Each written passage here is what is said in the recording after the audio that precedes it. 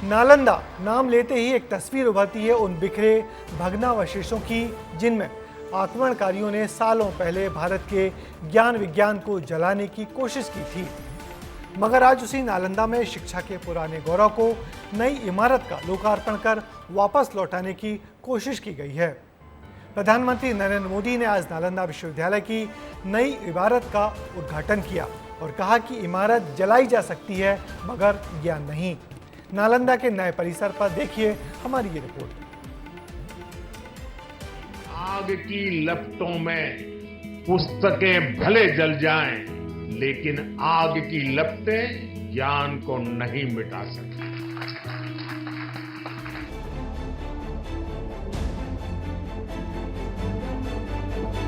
ये सच है कि आग की लपटें चाहे जो मिटा दें, लेकिन वो ज्ञान को नहीं जला सकती। ये दुर्भाग्य ही है कि आज बच्चे टॉप यूनिवर्सिटीज का नाम लेते वक्त ऑक्सफोर्ड और कैम्ब्रिज तो बोलते हैं, लेकिन नालंदा का नाम लेना कहीं भूल जाते हैं। भारत के बच्चे विदेश जाकर पढ़ रहे हैं, लेकिन एक समय ऐसा था जब पूरी दुनिया से छात्र ज्ञान पाने के लिए बिहार में मौजूद इसी नालंदा विश्वविद्यालय में आते थे। ऑक्सफोर्ड से भी 500 साल पुराना इतिहास रखने वाली नालंदा यूनिवर्सिटी के नए परिसर का प्रधानमंत्री ने आज उद्घाटन कर दिया है।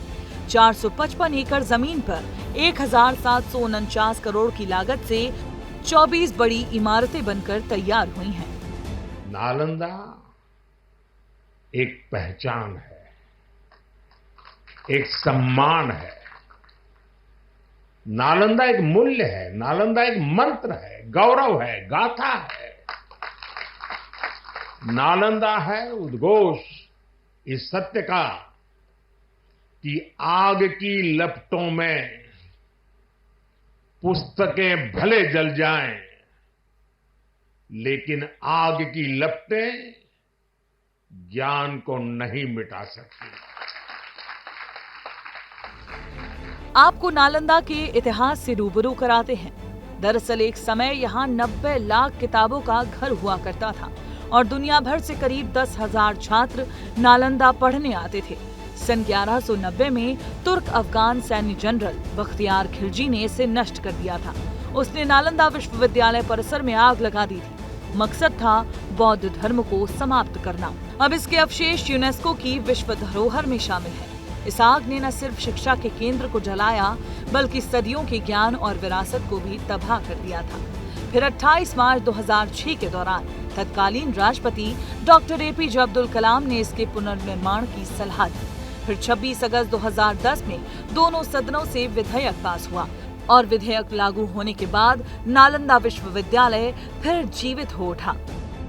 मार्च 2006 में तब तत्कालीन राष्ट्रपति श्री एपीजे अब्दुल कलाम बिहार आए थे और उन्होंने बिहार विधान मंडल में अपने संबोधन में नालंदा विश्वविद्यालय को फिर से स्थापित करने की बात वहां पर कही थी। ये पहली बार वही व्यक्ति थे। तीसरी बार प्रधानमंत्री बनने के बाद बिहार पहुंचे नरेंद्र मोदी ने इस प्राचीन यूनिवर्सिटी के नए कैंपस का उद्घाटन तो किया ही, साथ ही साथ 1600 साल पुराने खंडहरों को भी देखा। साथ ही बोधि वृक्ष का भी पौधारोपण किया। इस गौरवशाली ज्ञान केंद्र के बारे में जितना कहा और बताया जाए उतना कम है। तिब्बती धर्मगुरु दलाई लामा तो इसे बौद्ध ज्ञान का स्रोत तक मानते हैं। ब्यूरो रिपोर्ट, विस्तार न्यूज। वक्त लगातार करवट बदलता रहता है। एक जमाने में ज्ञान का केंद्र नालंदा बाद के दिनों में बिहार में अपराध के लिए पहचाने जाने लगा था, मगर इस प्राचीन शहर के गौरवशाली इतिहास को लौटाने की लगातार कोशिशें की गई हैं। नालंदा विश्वविद्यालय का नया परिसर इसी दिशा में एक बड़ा कदम है।